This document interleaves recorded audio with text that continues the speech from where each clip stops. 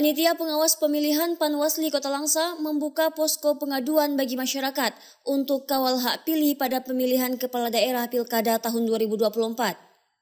Posko pengaduan kawal hak pilih ini dibuka untuk memastikan setiap orang yang punya hak pilih menggunakan hak politiknya dalam memilih calon kepala daerah pilihannya. Koordinator Divisi Pencegahan Partisipasi dan Hubungan Masyarakat Panwasli Kota Langsa, Azhari menyebutkan, pengaduan juga dapat dilakukan di kantor KSY masing-masing kampung agar panitia pengawas lapangan atau PPL yang bertugas dapat menindaklanjuti aduan yang ada. Di Panwasli Kecamatan juga ada kita melakukan posko pengaduan. Di kampung kantor kecil juga ada kita panitia pengawas lapangan.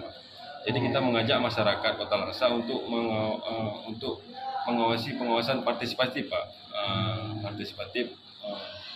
Dan mengajak masyarakat untuk sama-sama mengawasi Pilkada tahun 2024. Azhari mengajak masyarakat untuk selalu bersama-sama dalam mengawasi jalannya Pilkada serentak tahun 2024 di Kota Langsa ini.